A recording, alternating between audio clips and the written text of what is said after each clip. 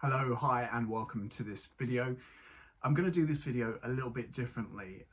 So I'm going to include a spoiler section towards the end of the video. Mainly I was thinking about the video I did for the 14th letter, and I don't think I quite went into depth as much as I wanted to, especially like with some of the characters, like the character of Savannah Shelton, who is like badass. But I couldn't really say too much about why she's badass without spoiling it. So I'm going to have a little spoiler section, but near the end of the video, I will specifically say when. So I'll say like now is the spoilers, and I'll put timestamps as well. So if you want to skip it, you can skip it. If you've read the book, you can, maybe enjoy what I'm saying about what I thought about the plot a bit more in depth. So this video is all about The Silent Companions by Laura Purcell, and I loved it. So basically, the 14th letter I enjoyed because it was set in the Victorian era. It was a bit of sort of a mystery, hints of Gothic, whereas this is completely Gothic, supernatural, set in the Victorian era. Well, mostly set in the Victorian era. And yeah, it was right up my street. I know I say that all the time. I should probably say something like, it's a bit of me. I'm Essex, so I should probably say it's a bit of me. But yeah, I really loved it. You'll have to excuse my voice because I'm in the midst of a chest infection, so I sound a bit gruff. But yeah, so this is my thoughts on The Silent Companions. So The Silent Companions has three different sort of narratives, if you like. We have two that are in the third person, and we have one as in the first person. The main bulk of the story happens in 1865, 1866 at the Bridge, which is the family home of the Bainbridge family. We also have some of the story which is happening a bit after this period in St Joseph's Hospital, which is like a facility for people with sort of mental disorders. It's probably sort of like an asylum, if you like. And then the other third of the story happens a couple of hundred years before this in 1635.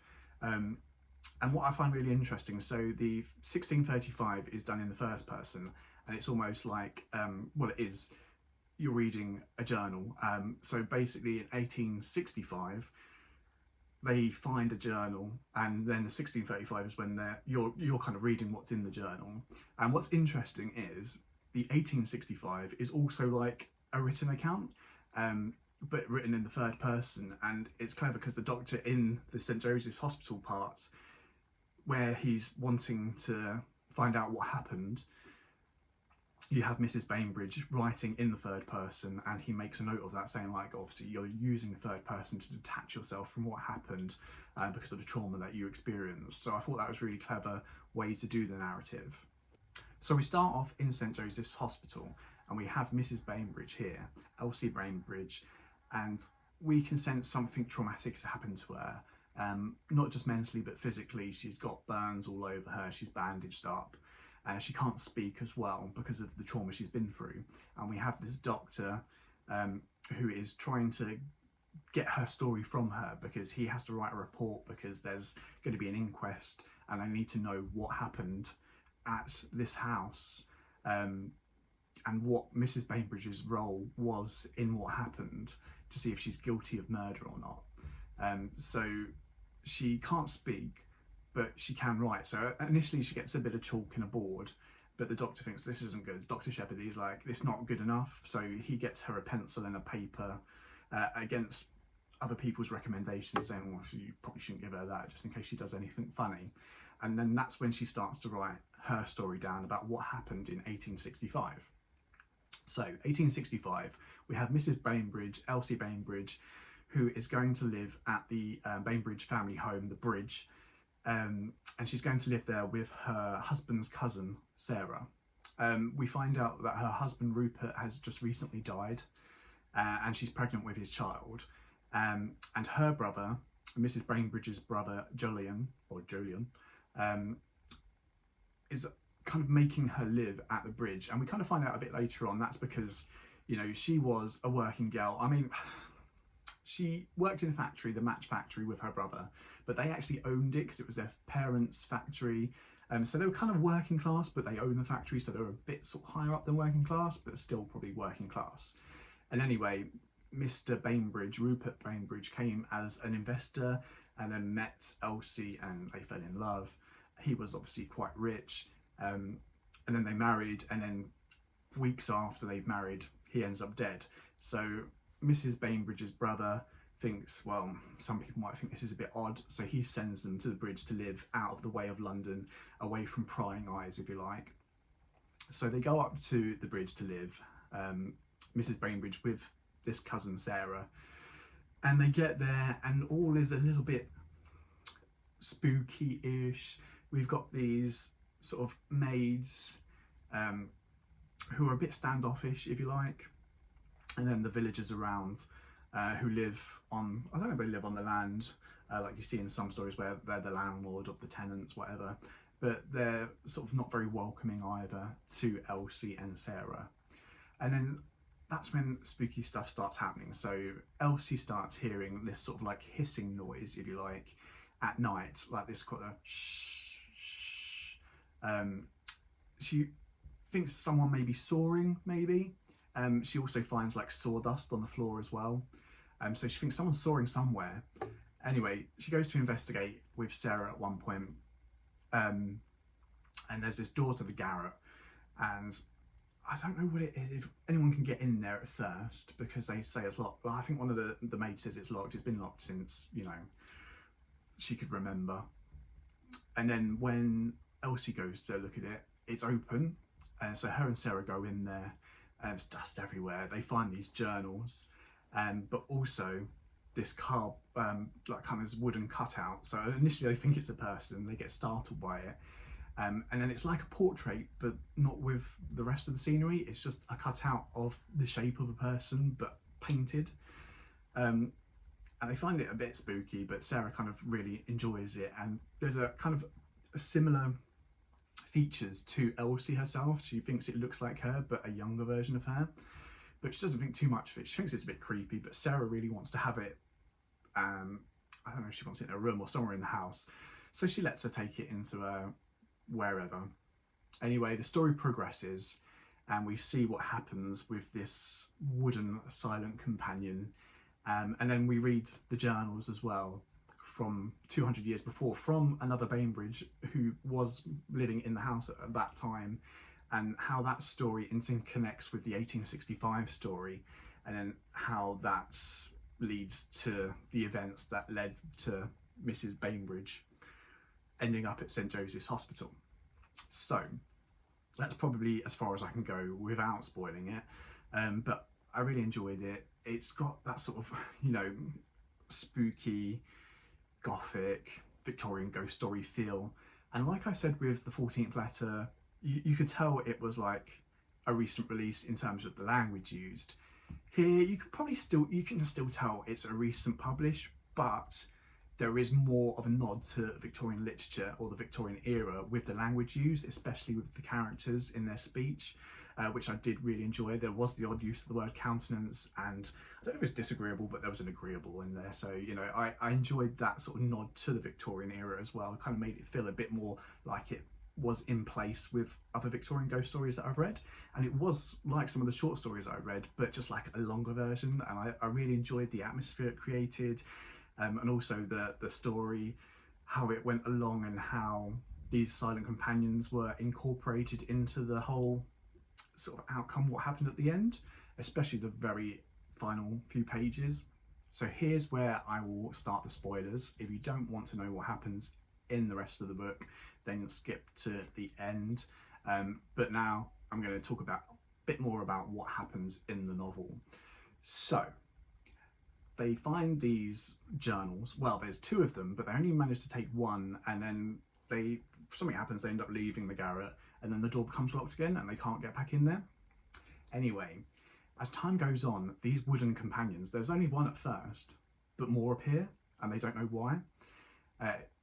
And then some of them start taking forms of people that Elsie recognises. Like one looks like her husband, and when she sees that one, she's at the top of the stairs, she's so shocked by it, she falls back, and she ends up losing the baby. What's also quite strange as well is that, so when her husband died, he was at the bridge trying to get it ready for Elsie's arrival, and when his body was laid out, it was covered in splinters. And also when she lost her baby, she still had to give birth to it, and that also had splinters over it as well. And then we turn to the 1635, starting to read the journal from Anne Bainbridge, who was the mistress of the house a few hundred years before. Now, her and her husband were fairly well off.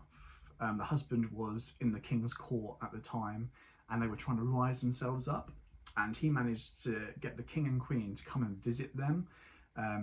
So everyone was excited about this visit, and Anne Bainbridge went into town to try and find some sort of like curiosities to bring to the house, as she thought the queen, or heard the queen liked sort of like odd curiosities that she hadn't seen before. And they find this really weird shop, and she goes in and she's looking for all these wondrous things, and then the shop owner points her to these wooden companions, these silent companions, and she's so taken back with them, like she thinks it'll be hilarious, you know, putting them all over the house in random places, and people coming across them and kind of either being scared by them or sort of like thinking they're real people and go, oh sorry, excuse me. So she takes them all, and they come into the house. We soon learn that Anne Bainbridge has, I think she's got 3 sons, and her youngest is a daughter. Now, after the last son was born, she was told she couldn't have children anymore because of the damage that was done by her last birth. And we find out she kind of used witchcraft, if you like, and she thought it was like white magic she was using to create this child, her youngest child, Hetta. But then we find out Hetta kind of was born with a deformity. She had no tongue, or a very small tongue, so she couldn't speak. Anne Bainbridge herself had sort of like this gift where she could foresee or foresense what people were thinking or what was just about to happen. And then we see the king and queen are coming. Mr. Bainbridge doesn't want Hetta to have anything to do with their visit, really. Like he says she can be at the meal, but after that she needs to go, because he doesn't want her in the way. And she thinks, especially back in the 1600s where witchcraft was still quite a big thing, her not having a tongue may seem like she's maybe, I don't know, touched by the devil, if you like. So Hetta isn't aware of this at first, and then she finds out about this and she's very upset by it. Before this, her mother Anne Bainbridge has asked her, because she's really good in the garden growing herbs and stuff, asked her to, like, you know, you can take part by growing all these herbs and spices we need for their visit, for the meals we're going to make. And then she's really friendly with this young gypsy boy, and so Anne Bainbridge sees her talking to this gypsy boy, or well, talking, she can't talk, but the boy seems to understand her and he's talking to her. She's about to tell him to get lost. She does tell him to get lost, and then she feels a bit guilty because he was looking for work in the stables. So she finally gives him a role in the stables because she didn't want to upset her daughter. Anyway, Hetta is already upset because she can't take part in what's going on. And then we see the king and queen arrive, and then at night the queen's horse is like brutally murdered, and we're talking like proper slashed up. And they blame this gypsy boy, and he can't be found anywhere, and they eventually find him. They're going to hang him. Mrs. Bainbridge is sort of like, she doesn't want this to happen. She thinks like, you can't hang him. He's just a child. I know it's my fault, I brought him here, but you can't hang him. And then his sister, the gypsy boy's sister, comes to try and ask for mercy for her brother. They push her outside, and then she's found dead under the frozen lake. And anyway, all this comes down to the fact that when they're going to hang this young gypsy boy, Mr. Bainbridge is already really upset with Mrs. Bainbridge for bringing this gypsy boy into their lives. But Mrs. Bainbridge thinks, well, actually, I'm not sure it is necessarily him anymore. Has something happened when I used this magic to create Hetta? You know, was it white magic, or was it something darker that's come along? And then we see that, I think it's the day they go to hang this boy, and Mrs. Bainbridge is in the house, and she thinks it's really quiet. She can't hear any servants around. She can't see, like, she goes out and she thinks there's jobs that are undone, you know, stuff in the kitchen that hasn't been put away, or food that's just left on the side. There's a mop and bucket where the cleaning hasn't been done. And then she comes across all these dead bodies. and she's starting to think, what the hell is going on? She runs out to the garden, to her daughter's little garden patch, and she sees, instead of all these herbs and spices, she's actually been growing like poisonous stuff like hemlock and anything else to poison people at the bridge. And then she runs into the nursery to Lizzie, I believe it is, who is the child's sort of nanny, but has been with the family for many years, finds her dead, and then finds her daughter just kind of there amongst all these wooden companions, who were like her only friends, really, because obviously they weren't, well, say they weren't real, but they couldn't speak, she couldn't speak. And she then realises is that something is dark is within her daughter. It's not her daughter, it's something darker that she's conjured up, and she ends up killing her daughter, and we see the blood seeping towards these companions. Then we're led to believe that her soul, spirit, whatever dark magic was within her has then entered these companions. Back in 1865-66, we see strange things starting to happen. These companions start to multiply, they're moving on their own. This is the hissing sound that they're hearing, so that there's these wooden boards moving along on their own. We have some mysterious deaths that happen with the maids that are there. We have one who is butchering some bit of meat and then ends up butchering herself. We have another where there's a big deer's head with antlers on the wall that falls down and impales someone.